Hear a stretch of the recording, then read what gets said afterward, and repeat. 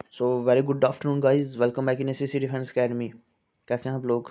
I hope आप सब ठीक होंगे एंड आपने एसएससी 131 के लिए अभी से प्रिपरेशन शुरू कर दी होगी। तो यहाँ पे इस वीडियो में हम बात करेंगे most important and most repeated question की, जो कि जनरल साइंस में बार बार पूछे जा रहे हैं। सो एज यू नो कि आपका जनरल साइंस 50 मार्क्स होल्ड करेगा फॉर एसएससी 131। तो जिसमें आपको physics, chemistry, biology, environmental science and computer में से 5-5 क्वेश्चंस पूछे जाएंगे। तो इस वीडियो में हम बहुत ही इंपॉर्टेंट क्वेश्चंस पे बात करने वाले हैं। ठीक है, तो स्टार्ट करते हैं। यहाँ पे हमारा फर्स्ट क्वेश्चन रहेगा, which of the following process is use to convert the sulphide ores into oxides by heating strongly in the presence of excess air. यहाँ पे हमें पूछा हुआ है कि उस प्रोसेस का नाम बताओ जिसमें सल्फाइड ओवर्स को ऑक्साइड्स में कन्वर्ट किया जाता है स्ट्रांगली हीट करके। ठीक है, in the presence of excess air. तो इस प्रोसेस का नाम क्या है? यहाँ पे आपके लिए ऑप्शन ए करेक्ट रहेगा। इस प्रोसेस को क्या कहा जाता है? इस प्रोसेस को रोस्टिंग कहा जाता है। ठीक है, जो कि बहुत बार एग्जाम में पूछा जाता है। बढ़ते हैं नेक्स्ट क्वेश्चन पे। फूड चेन स्टार्ट्स विद, तो फूड चेन कहाँ से स्टार्ट होती है? ठीक है, बहुत ही जनरल क्वेश्चन है बट बार बार पूछा जा रहा है। तो इसका सही आंसर रहेगा photosynthesis. Food chain photosynthesis organism start करते हैं। अब हमारे पास फोटोसिंथेसिस फर्स्टली होता क्या है, जिसमें green plants carbon dioxide and water की हेल्प से फूड बनाते हैं, जो कि एनर्जी और सनलाइट का यूज़ करते हैं। ठीक है, तो फूड चेन स्टार्ट होती है फोटोसिंथेसिस ऑर्गेनिज्म से। और फोटोसिंथेसिस ऑर्गेनिज्म हमारे पास कौन कौन से हैं? जैसे प्लांट्स हैं, एल्गी है, सम बैक्टीरिया हैं। ठीक है, तो ये हमारे पास है फोटोसिंथेसिस ऑर्गेनिजम्स। यहाँ से फूड चेन स्टार्ट होती है। तो यहाँ पे हमें पूछा हुआ कि फूड चेन कहाँ से स्टार्ट होती है, तो इसका सही आंसर रहेगा which is option number 3, which is photosynthesis से स्टार्ट होती है। हाँ, तो नेक्स्ट क्वेश्चन हमारे पास है, ब्लड इज ए, ब्लड हमारे पास एक कनेक्टिव टिश्यू है, मस्कुलर टिश्यू है, एपिथेलियल टिश्यू है, या इनमें से कुछ भी नहीं है? तो इसका सही आंसर रहेगा which is, as you know कि ब्लड हमारे पास एक कनेक्टिव टिश्यू है, जो कि हमें क्लासेस में भी आपको ब्लड के बारे में कंप्लीट बताया है। देखो ब्लड हमारे पास ब्लड क्या करता है बॉडी में? एक ट्रांसपोर्ट ऑफ गैसेस करता है। ठीक है, उसके बाद डाइजेस्टिव फूड के लिए भी ये रिस्पॉन्सिबल रहता है। देन हार्मोन्स को भी ये ट्रांसपोर्ट करता है। ठीक है, उसके बाद वेस्ट मटेरियल को ये रिस्पेक्टिव पॉर्ट्स में भी सप्लाई करता है। तो ये सारे ब्लड के फंक्शंस है जो कि बॉडी को एक तरह से कनेक्ट करता है, इसलिए इसको ब्लड को कनेक्टिव टिश्यू कहा जाता है, जहाँ पे ऑप्शन नंबर 1 करेक्ट रहेगा। ठीक है, नेक्स्ट क्वेश्चन हमारे पास है, ब्लड प्लाज्मा का पीएच क्या होता है? बहुत अच्छे से इन चीज़ों को हमने रेगुलर क्लासेस में करा है। तो ब्लड प्लाज्मा का पीएच होता है 7.4। ठीक है, जनरली ये 7.35 से लेकर 7.45 तक रहता है, बट एवरेज इसका पीएच जनरल कंसीडर करा जाता है 7.4। और एज यू नो कि जिनका भी पीएच 7 से ग्रेटर होता है उनको एसिडिक कंसीडर करा जाता है। तो ब्लड को स्लाइटली एसिडिक कंसीडर करा जाता है। ठीक है, बढ़ते हैं नेक्स्ट क्वेश्चन पे। The colour of hydrogen is, colour hydrogen gas का कलर कौन सा होता है? ठीक है, हाइड्रोजन गैस का कलर इनमें से कोई भी नहीं होता, बिकॉज हाइड्रोजन हमारे पास एक कलरलेस गैस होती है। तो नन ऑफ दीज यहाँ पे आप इसको मार्क कर सकते हो। देन हमारे पास नेक्स्ट क्वेश्चन है, when a strong beam of light is pass through a colloidal solution the light will, जब एक strong beam of light colloidal solution में से पास करेगी। अब कोलाइडल सोल्यूशन क्या होता है? इंसॉल्युबल पार्टिकल्स, एक सब्सटेंस के इंसॉल्युबल पार्टिकल्स जब दूसरे सब्सटेंस के साथ सस्पेंड होते हैं, और ये जो इंसॉल्युबल पार्टिकल्स होते हैं ये माइक्रोस्कोपिकली पार्टिकल्स होते हैं, मतलब बहुत छोटे पार्टिकल्स होते हैं जिन्हें हम नेक्ड आई से नहीं देख सकते। तो इस सोल्यूशन को कोलाइडल सोल्यूशन कहा जाता है। ठीक है, यहाँ पे हमें पूछा कि जब भी लाइट के बीम को हम कोलाइडल सोल्यूशन में से पास करेंगे तो क्या होगा? लाइट स्कैटर होगी, या सेम रहेगी, अनचेंज रहेगी, या एब्जॉर्ब होगी? तो इसके लिए आपके पास सही आंसर रहेगा स्कैटरिंग होगी, जो कि ऑप्शन ए करेक्ट रहेगा, ऑप्शन नंबर 1 करेक्ट रहेगा, बी स्कैटर्ड। ठीक है, बढ़ते हैं नेक्स्ट क्वेश्चन पे। यहाँ पे क्वेश्चन हमारे पास है, when both eyes open a person field of view, जब हमारी दोनों आइज ओपन रहती हैं तो फील्ड ऑफ व्यू कितना रहता है? तो 180 डिग्री रहता है, जो कि ऑप्शन नंबर 3 करेक्ट रहेगा। 180 डिग्री पे हम चीज़ों को देख सकते हैं, इसलिए फील्ड ऑफ व्यू 180 डिग्री रहता है। And the next question is, the displacement traction between iron oxide and a metal X use for welding the rail tracks the here X is. यहाँ पे हमें पूछा हुआ है कि आयरन ऑक्साइड की एक मेटल के साथ डिस्प्लेसमेंट रिएक्शन होती है, जो कि किसके लिए यूज़ करी जाती है? रेल ट्रैक्स को वेल्ड करने के लिए। बट वो मेटल एक्स कौन सा है? तो इसका सही आंसर रहेगा एल्युमिनियम डस्ट। ठीक है, ऑप्शन डी यहाँ पे करेक्ट रहेगा, ऑप्शन नंबर 4। जब भी एल्युमिनियम डस्ट के साथ किसकी रिएक्शन होती है? आयरन ऑक्साइड की रिएक्शन होती है, तो किसके लिए यूज़ करा जाता है ये? रियल ट्रैक्स को बिल्ड करने के लिए। तो ऑप्शन 4 यहाँ पे करेक्ट रहेगा। Which of the following is not bad conductor, इनमें से कौन सा बैड कंडक्टर नहीं है, मतलब कि इनमें से गुड कंडक्टर कौन सा है, एक्चुअली ये पूछा हुआ है। तो एज यू नो कि आयरन हमारे पास एक गुड कंडक्टर ऑफ इलेक्ट्रिसिटी है, ठीक है ना, जो कि इलेक्ट्रिसिटी को कंडक्ट करता है, अलो करता है। तो ऑप्शन 2 यहाँ पे करेक्ट रहेगा। इसके अलावा हमारे पास मिक्का पोर कंडक्टर ऑफ इलेक्ट्रिसिटी है, एंड वुड एंड रबड़ का आपको पता है कि एज ए इंसुलेटर इनका यूज़ करा जाता है। तो ऑप्शन 2 यहाँ पे करेक्ट रहेगा। नेक्स्ट क्वेश्चन है, an object covers distance which is directly proportional to the square of the time its acceleration is. एक ऑब्जेक्ट डिस्टेंस कवर करता है और कितना करता है जो कि डायरेक्टली प्रोपोर्शनल है, जितना वो टाइम लगाता है उसको कवर करने के लिए उसके स्क्वायर के इक्वल है।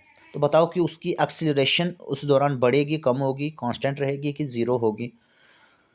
तो उस दौरान एक्सीलरेशन हमेशा कांस्टेंट रहती है। तो ऑप्शन डी यहाँ पे इसका सही आंसर रहेगा। दैन हमारे पास नेक्स्ट क्वेश्चन है, gravitation force is maximum eight which of the following places. Gravitational force सबसे ज़्यादा कहाँ पे होती है? तो बहुत ही इंपॉर्टेंट क्वेश्चन है, जो कि सबसे ज़्यादा ग्रेविटेशनल फोर्स होती है पोल्स पे, अर्थ के पोल्स पे सबसे ज़्यादा ग्रेविटेशनल फोर्स होती है।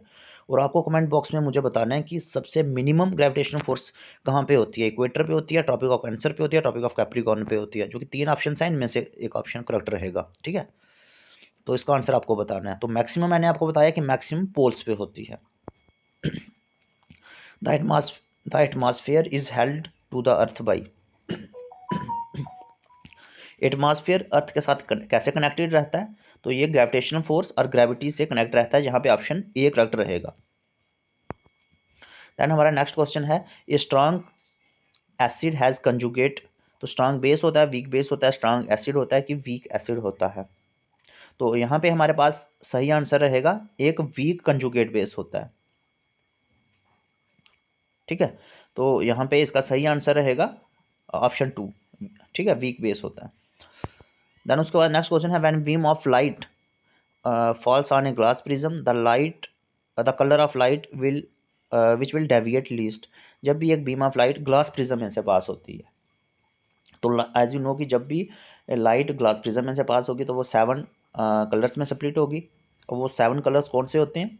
वो होते हैं बिब गॉयर, बी से वायलट, आई से इंडिगो, बी से ब्लू, जी से ग्रीन, वाई से येलो, ओ से ऑरेंज एंड आर से रेड। तो 7 कलर्स में सेपरेट होती है। बट हमें यहाँ पे पूछा हुआ है कि डेविएट लीस्ट, कौन सा कलर सबसे कम डेविएशन शो करेगा? तो इसका सही आंसर होगा रेड। रेड कलर सबसे कम डेविएशन शो करता है। तो ये ऑर्डर में प्लेस रहता है बिब ग्वायर। आप देखोगे तो बी जो कि वायलट है वो सबसे ज़्यादा डेविएशन शो करता है। देन उसके बाद इंडिगो उससे कम करता है, ब्लू उससे कम करता है, जी ग्रीन उससे कम करता है, उसके बाद येलो उससे कम करता है, ऑरेंज उससे कम करता है, एंड रेड जो कि सबसे कम करता है। तो विव गोयर आपको याद रखना है, तो आपको ये एक ऑर्डर में इसको आप याद रख सकते हो। तो यहाँ पे डेविएट लीस्ट के लिए हमें पूछा है, तो इसका सही आंसर रहेगा ऑप्शन नंबर 4 जो कि ब्लू, ओ सॉरी ऑप्शन सेकंड यहाँ पे सही आंसर रहेगा रेड, ठीक है। बिग गोयर में रेड सबसे लास्ट में आता है, तो रेड यहाँ पे सही आंसर रहेगा।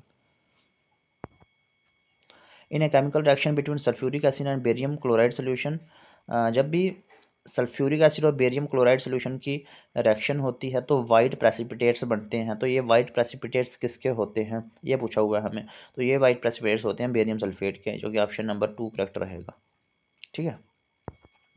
बढ़ते हैं नेक्स्ट क्वेश्चन पे, on a rainy day small oily films on water shows brilliant colours, this is due to.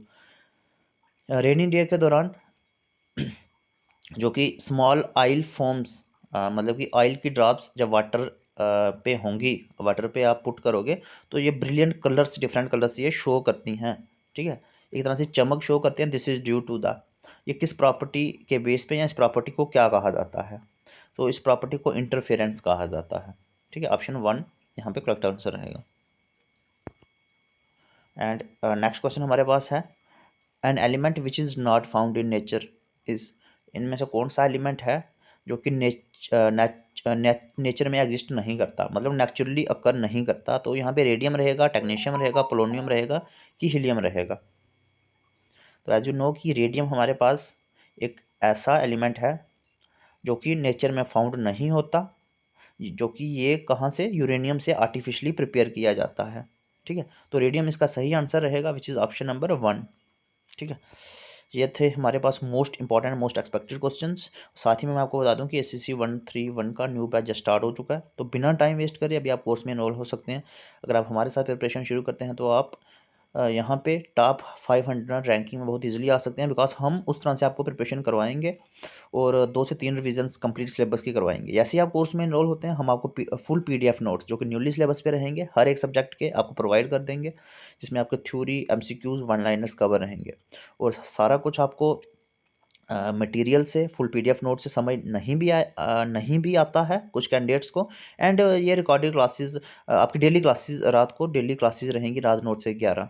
यहाँ पे आपको जिन चीज़ों का पता नहीं चलता है जैसे मैथ्स का, रीजनिंग का, इंग्लिश का, जो कि थोड़े डिफिकल्ट सब्जेक्ट्स कैंडिडेट्स के लिए कंसिडर करे जाते हैं, तो वहाँ उसके लिए आपको रात को रोज़ 9 से 11 तक क्लासेस रहेंगी। तो यहाँ पे रेगुलर बेसिस पे क्लासेस रहेंगी, जिससे आपको बहुत हेल्प होगी और आप अपना हर एक डाउट वहाँ पे क्लियर कर सकते हो। और अगर आप 9 से 11 रात को क्लासेस अटेंड नहीं कर पाते हो बिकॉज टाइम की प्रॉब्लम रहती है, तो फिर भी कोई प्रॉब्लम नहीं है। आप क्या करोगे, आप SSC डिफेंस अकेडमी की एप्लीकेशन से आप फुल रिकॉर्डेड क्लासेस को देख सकते हो। मतलब जो भी आपको पढ़ाया जाएगा वो रिकॉर्डेड क्लास आपको एप्लीकेशन पे मिलेगी और आप अपने टाइम के अकॉर्डिंग उसको बाद में भी देख सकते हो। साथ में आपको फुल मॉक टेस्ट मिलेंगे, जिससे आपकी परफॉर्मेंस को एनालाइज किया जाएगा, अपनी परफॉर्मेंस को आप बूस्ट कर पाओगे। प्रीवियस ईयर क्वेश्चंस मिलेंगे जो कि हर बार रिपीट होते हैं, कुछ क्वेश्चंस बार बार।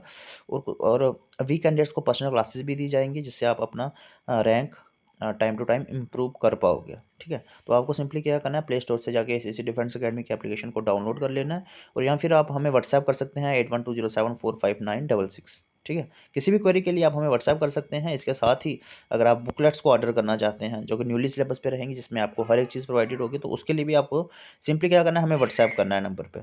ठीक है, तो ये हमारी जनरल साइंस की मोस्ट इंपॉर्टेंट वीडियो थी। ये आपको बार बार आपको बताया जा रहा है कि अगर आपको कोर्स में एनरोल होना है तो अभी हो जाइए, बिकॉज अभी अगर आप कोर्स में एनरोल होंगे तो इसमें आपको एक तो डिस्काउंट भी चल रहा है, 50% डिस्काउंट चल रहा है for all courses of SSC 131 के लिए स्पेशली 50% डिस्काउंट चल रहा है। एंड अगर आप अभी कोर्स में एनरोल होते हैं तो आपको 3 से 4 रिविजन्स एग्जाम तक करवा दी जाएंगी, जिसमें आपका कोई भी डाउट नहीं रहेगा और बहुत ईजिली आप SSC 131 अच्छी रैंकिंग से आप क्वालिफाई कर पाओगे। ठीक है, तो ये यूट्यूब पे भी आपको इम्पोर्टेंट क्वेश्चंस मिलते रहेंगे, बट यहाँ पे क्लास में आपको एक पर्सनल गाइडेंस भी प्रोवाइड की जाएगी और आपके हर एक डाउट को भी सॉल्व कराया जाएगा। ठीक है, तो मिलते हैं नेक्स्ट वीडियो में guys. Thank you so much.